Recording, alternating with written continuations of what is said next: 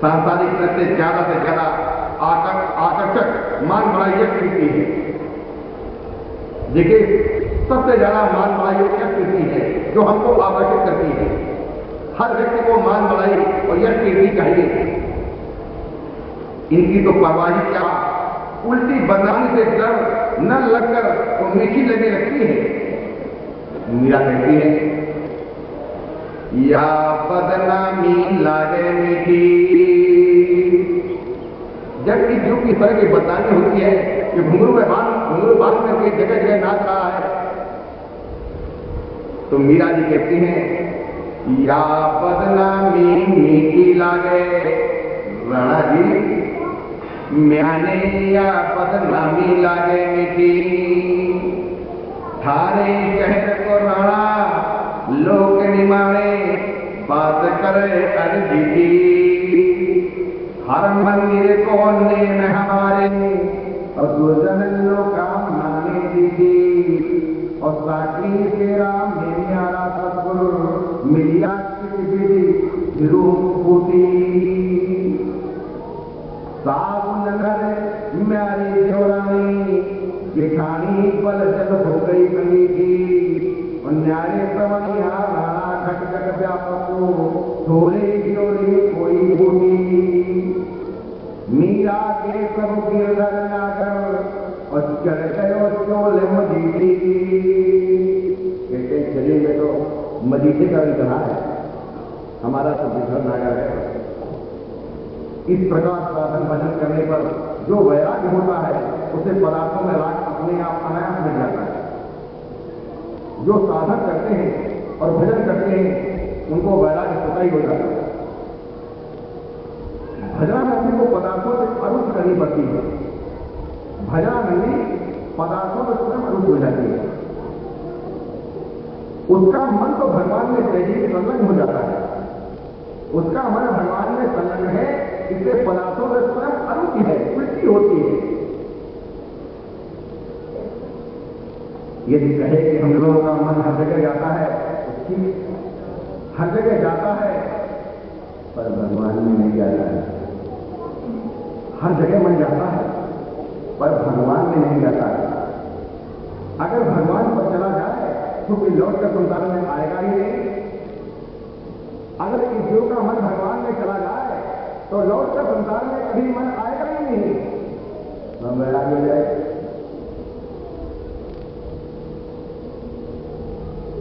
मक्खी सत्य के जाकर बैठती है पर कभी भक्ति आगे नहीं बैठती है। मक्खी सब जगह बैठती है लेकिन भक्ति के ऊपर कभी नहीं बैठती है। जबकि भक्ति के ऊपर वो आग पर बैठती नहीं, पर यदि आग पर बैठ जाए तो फिर उठती नहीं।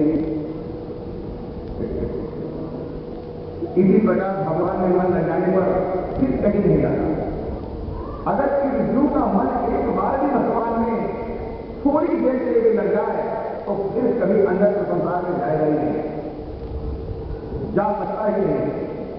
जैसे आग के ऊपर मक्खी बैठ जाए तो कभी उठ नहीं सकती है, उसी प्रकार इस जीव का मन अगर परमात्मा में लग जाए तो कभी संसार में जा ही नहीं सकता। पहले तो आवे नहीं, वो आकर कभी न जाए, सद्रूप हो जाता है। इस जीव का मन सद्रूप हो जाता है भगवान के कारण। संसार से वैराग और भगवान में प्रेम होने के लिए हम लोगों को बड़ी तेजी से भगवान का भजन करना चाहिए। संसार से वैराग्य हो जाए और भगवान में प्रेम हो जाए, इससे बड़ी जोर से भजन करना चाहिए। हरे राम राम राम हरे हरे,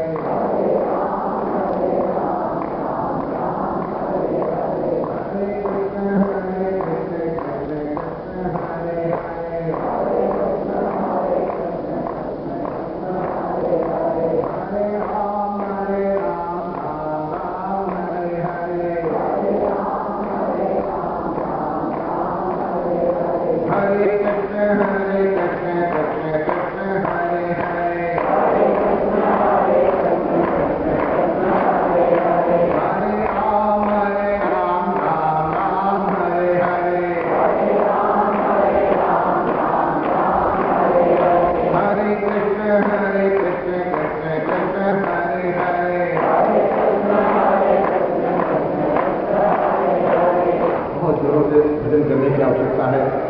क्योंकि जिससे कि मन हमारा और परमात्मा में सद्रूप हो जाए। कहें दास लग बड़ कहे खानो घोड़ा और भजन करो भरपूर जरा दिन बाकी थोड़ा। कहते हैं बहुत थोड़ा समय लगेगा, कहते हैं भजन तो भरपूर करना चाहिए। थोड़ा दिन बाकी रहा और कद कहूं चोला खेत अरे में बासो बसो तो परसों किनारे पेट परसों किनारे पेट पड़ेगा भारी फोड़ा और कहे दास सरगाम बड़बड़े ढलो घोड़ा। एक भद्र दंपति थे, एक दंपति थे, पति दोनों भगवान के बड़े, पति पत्नी दोनों ही बड़े भजनानंदी थे। उनके भजन करने का तरीका ये था कि अपने पास में कुछ उड़द रख लेते, कुछ दाने रख लेते चावल के उड़द के। एक माला फेरने पर एक उड़द उठा करके रख लेते। एक पूरी माला जब हो जाती 108 पत्ते की तो एक दाना जो है अलग रख लेते। इस प्रकार सेर, 1.5 सेर और 2 3 सेर तक उड़द समाप्त हो जाते। पति कहता मैंने 8 सेर भजन करूंगा तो पत्नी कहती मैं 1 सेर करूंगा क्योंकि मैं बुढ़ापे में 1.25 सेर हो जाती हूं।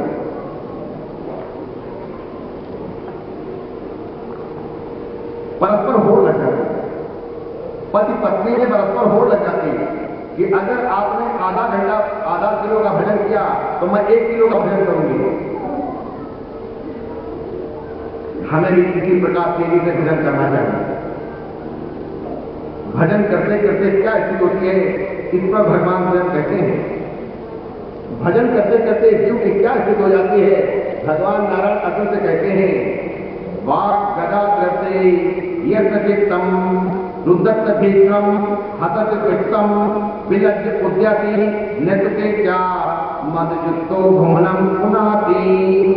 मेरा नाम गुण कीर्तन करते समय जिसका गला भर आता है, भगवान ने कहा मेरा नाम गुण कीर्तन करते समय जिसका गला भर आता है, हृदय दलित हो जाता है, जो बार बार मेरे प्रेम में आंसू ढालता है, कभी हंसने लगता है, कभी लज्जा सब छोड़ करके उच्च स्वर से गाने और नाचने लगता है, ऐसा मेरा भक्त त्रिलोकी को पवित्र कर देता है। भगवान ने कहा ऐसा मेरा प्रिय अगर भक्त है तो त्रैलोकी को पवित्र कर देगा। राम गीता में आता है या सेवते मां गुणम गुण तत्परम अदा कदा वा यदि वा गुणात्मम तो हम कपाली रेणुवी स्पतन पुनादिलोक्तियम यथारवे। जो मेरे निर्गुण स्वरूप को मन की उपासना करता है, राम गीता में आता है कि जो मेरे निर्गुण स्वरूप को मन से उपासना करता है अथवा कभी कभी माई गुणों से अधिक मेरे गुण स्वरूप भी सेवा अर्चा करता है, वो मेरा स्वरूप, वो अपने चरण रथ के स्पर्श से की भाग तीनों लोगों को पवित्र कर देता है। ऐसा व्यक्ति अपने चरण रथ के स्पर्श से तीनों लोगों को पवित्र कर देता है। ऐसे भगवान के प्यारे भक्त भगवान की किस्मत में आनंद विभोग प्रभु का नाचते हैं। ऐसे भगवान के प्यारे भक्त भगवान की आनंद विभूति में आनंद होकर के नाचते हैं। उनके दर्शन से ही वैराग हो जाता है। ऐसे भगवान के भक्तों से जो आनंद विभोग करके मस्ती में नाच रहे हैं, भगवान की याद में नाच रहे हैं, उनके दर्शन से वैराग हो जाता है। जिस गली से निकल कर चले जाए उधर ही वैराग और भगवत प्रेम की गंगा बह जाए। ऐसे महात्मा जिस गली से निकल जाए, जिस ऊंचे से निकल जाए, किस दर से निकल जाए, कहते हैं वहां वैराग्य हो जाएगा और भगवत प्रेम की गंगा बहने लगेगी। सुतीक्षण जैसे भक्तों की किस्मत हो जाए तो वैराग्य हो जाता है। सुतीक्षण बहुत बड़े ऋषि हुए हैं। अगर ऐसे भक्तों को अगर आप एक बार याद कर लें तो आपको वैराग्य हो जाएगा। भगवान भी सब ओर से छिप कर देखते हैं। क्यों? भगवान भी लक्ष्यों से छिप कर देखते हैं। क्यों देखते हैं? अपने ध्यान में निमंत भक्तों देखकर वो भी मस्ती में मस्त हो जाते हैं। भगवान भी ऐसे भक्तों को देख करके वृक्षों की ओर से देखते हैं। और जब ऐसे भक्तों को देखते हैं कि जो मेरी मस्ती में मस्त होकर के नाच रहा है, भगवत नाम संकीर्तन कर रहा है, तो भगवान भी मस्त हो जाते हैं, छिप छिप कर देखने लगते हैं। साधन करने से अंतःकरण निर्मल हो जाता है। जो इस प्रकार का साधन करते हैं उनका अंतःकरण निर्मल हो जाता है। फिर उससे वैराग्य होता है। जिस व्यक्ति का अंतःकरण जितना निर्मल होगा उतनी ही शरीर में उसको वैराग्य होगा और अंतर हृदय का वैराग्य होगा। अंतर हृदय का सच्चा वैराग्य होगा, भय से नहीं, दुख से नहीं, विचार से नहीं, साधन से नहीं, बल्कि परमार्थिक वैराग्य होगा और सच्चा वैराग्य होगा तो अंतर से वैराग्य होगा। इस प्रकार का वैराग्य विचार से होने वाले वैराग्य पूजा है। परमात्मा की प्राप्ति हो जाने वाला वैराग्य बहुत ही अलौकिक होता है। जिस व्यक्ति को परमात्मा की प्राप्ति है, और अगर ऐसे व्यक्ति को वैराग्य है, क्योंकि परमात्मा की प्राप्ति बिना वैराग्य नहीं होगी। परमात्मा की प्राप्ति किसी व्यक्ति को बिना वैराग्य नहीं होगी। और जिस व्यक्ति को वैराग्य है और परमात्मा की प्राप्ति है तो उसका वैराग्य बहुत अलौकिक होगा, उसका वर्णन हो ही नहीं सकता। और वाणी के द्वारा ऐसे व्यक्ति के वैराग्य के बारे में वर्णन नहीं किया जा सकता। जिस व्यक्ति को परमात्मा की प्राप्ति हो उसमें विरक्त है, उसे ना तो राग कह सकते हैं और ना वैराग कह सकते हैं। ऐसे व्यक्ति को देख करके आप ये नहीं कह सकते कि ये राग में है कि वैराग्य में है। आपको भ्रम हो जाएगा। ऐसे व्यक्ति को जो परमात्मा की प्राप्ति है, पूर्ण विरक्त है, हृदय से सच्चा विरक्त है, तो आप उसको पहचान नहीं सकते। क्योंकि कभी आप उसको देखेंगे पूर्ण राग में है और कभी आप देखेंगे पूर्ण वैराग्य में है, वो आपको भ्रम में डाल देगा। ऐसा विलक्षण वैराग्य परमात्मा प्राप्त महापुरुषों को होता है, जिसको भी संसार पहचान नहीं सकता है। ऐसे वैराग्यवान महापुरुष को संसार पहचान नहीं सकता है। जिसको परमात्मा की प्राप्ति है उसके वैराग्य को कोई भी नहीं पहचान सकता है। ब्रह्मलोक तक के कभी कैसे कितने भोग न प्राप्त हो, उसके अंतःकरण में राग की गंध की कभी जागृत होने की संभावना नहीं रहती। ऐसे व्यक्ति के हृदय में ब्रह्मलोक तक के जितने भी भोग हैं, उन भोगों को उसके अंतःकरण में स्फूर्णता तक नहीं होगी, लेकिन ऊपर से आपको दिखाई पड़ेगा वो व्यक्ति पूर्ण रूप से भोगों में लिप्त है। आप ऐसे व्यक्ति की पहचान नहीं कर सकते जिसको परमात्मा की प्राप्ति है।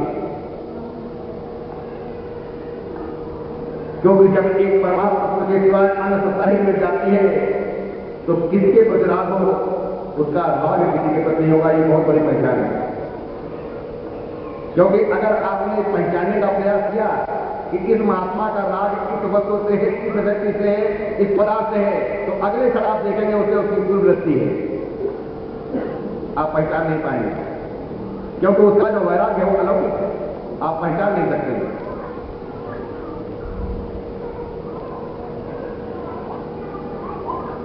पदार्थों में सत्ता न होने के कारण अब देखिए आप पहचान क्यों नहीं सकते हैं। ऐसे महापुरुष को आप पहचान नहीं सकते कि ये राग में है कि वैराग्य में है। क्योंकि पदार्थों में सत्ता न होने के कारण उनको परमात्मा के सिवा कहीं रस या सार कुछ भी प्रतीत नहीं होता है। ऐसे व्यक्ति को कहीं भी सार या रस नहीं मिलता है।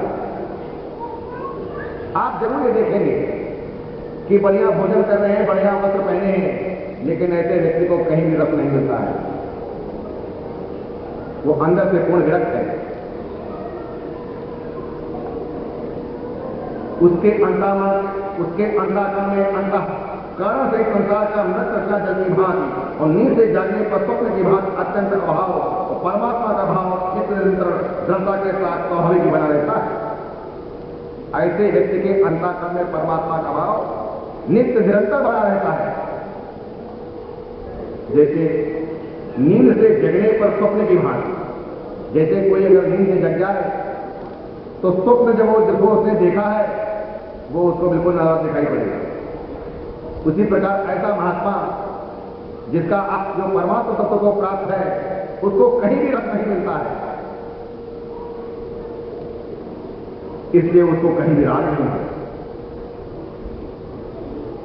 फिर परमात्मा तत्व के सिवा कुछ रहता ही नहीं है। ऐसे महात्मा के पास परमात्मा तत्व के अलावा कुछ भी नहीं रहता है।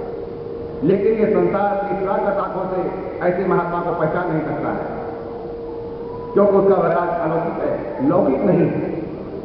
जो दुख से है, भय से है, विचार से है, साधन से है, ऐसा वैराग्य तो आप पहचान सकते हैं क्योंकि आपको प्राकृतिक आंखों से दिखाई पड़ता है।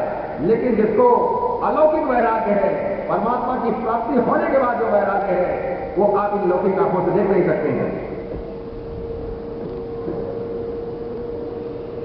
उस अनिर्वचनीय स्थिति को प्राप्त करने के लिए वैरागवान पुरुषों और भगवत प्राप्त पुरुषों का संग करना चाहिए।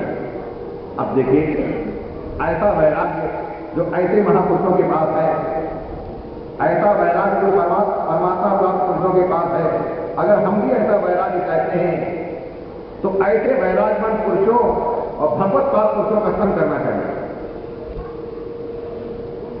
ऐसे वैरागी महापुरुष जो है, जिनको कि हम लौकिक दृष्टि से पहचान नहीं सकते हैं, अपनी प्राकृत आंखों से पहचान नहीं सकते हैं, लेकिन जब हम ये महसूस करते हैं कि इस व्यक्ति का, इस महापुरुष का राग यहाँ है, लेकिन दूसरे क्षण पता लगता है उसका बिल्कुल राग नहीं है, वहां से वो एकदम उदासीन है, तो ऐसे महापुरुषों का संग अवश्य करना चाहिए। क्योंकि आप जितने दिन भी रहेंगे, आप कहीं कहीं देखेंगे कि यहां पर राग है, लेकिन कुछ दिनों के बाद देखेंगे वहां उसका बिल्कुल राग नहीं है।